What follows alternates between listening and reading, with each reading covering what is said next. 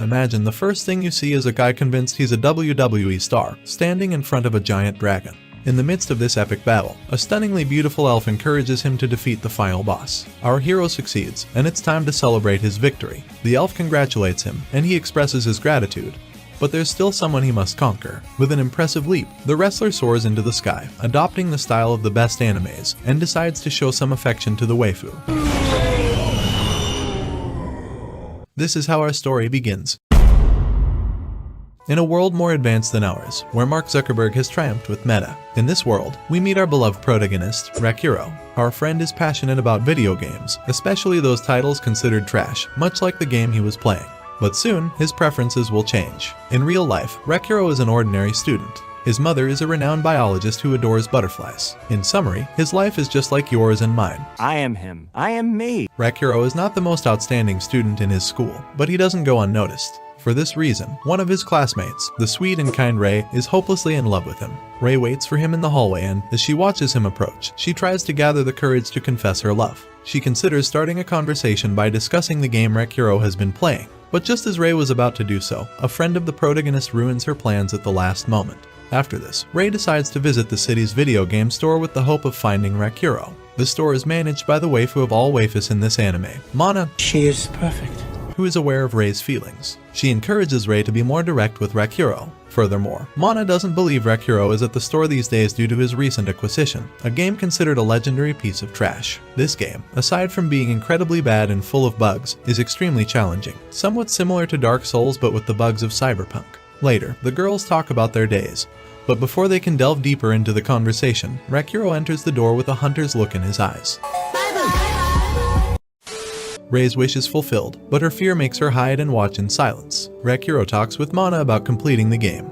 But the most challenging part was not the bosses but the princess accompanying him. This princess used to run over villagers, preventing him from obtaining all the rewards, and she always ended up furious. Rakuro wanted to say that. He is barely my assholes. In the end, he took advantage of a glitch and gave her what she deserved. Mana suggests to Rakuro that, after playing an endless number of trash games, he should try one that's truly worth it, an authentic game of the year. She recommends the most popular game at that moment, Shangri-La Frontier. Minutes later, Rakuro returns home and, before playing, decides to do a bit more research. He discovers that Shangri-La Frontier is the most acclaimed game of the year, developed by the same company that manufactures VR and directed by the company's very director. If you've seen Sao, you know what that means.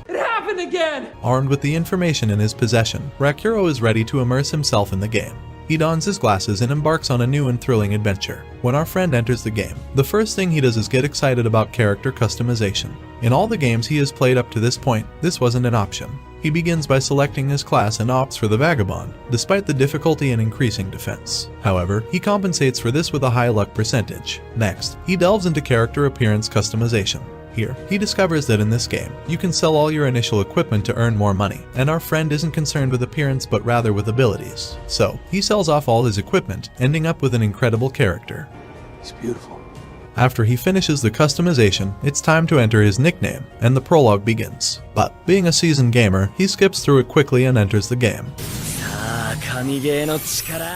A few moments later. He opens his eyes and finds himself in an astonishing world teeming with trees, rivers, and vegetation. In other words, life. Rakuro is impressed by all this and, filled with excitement, tests his movements. He can feel everything, jumping, running, climbing. He ascends a tree and from there, he has a panoramic view of the vast world. This game is cool! Then, he dives into the game's map and realizes that, unlike most role-playing games, he hasn't started in a village. This is because, by choosing the Vagabond category, he starts anywhere on the beginner's map. In the current map, he can only see a nearby city called Firstia in the Forest of Madness. Determined to explore the city, he descends from the tree in superhero style and sets off. As Rakuro walks, he examines his statistics, but before he can proceed, he encounters his first enemy, a small goblin. This excites him, and he draws his character's weapons, ready for battle. The goblin tries to attack him with its stone axe, but for our friend, this is child's play. He takes out his swords and, with a single move, defeats it. The first enemy has been vanquished. Fatality.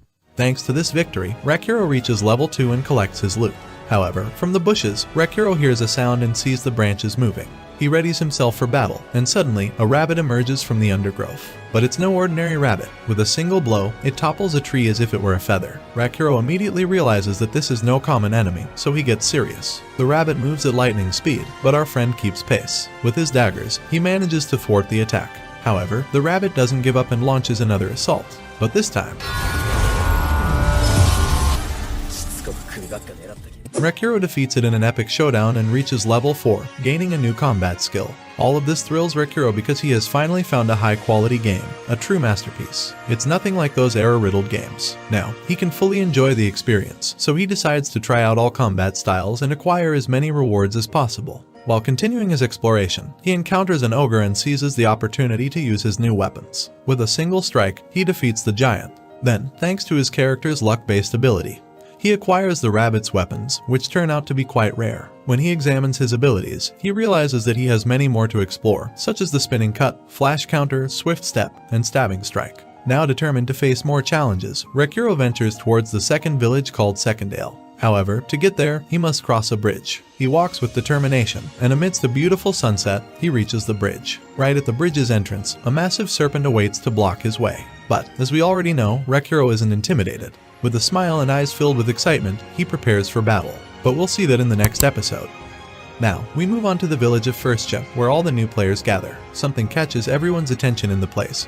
Someone wearing an impressive and powerful armor, someone we will get to know later. Let's proceed to the ending.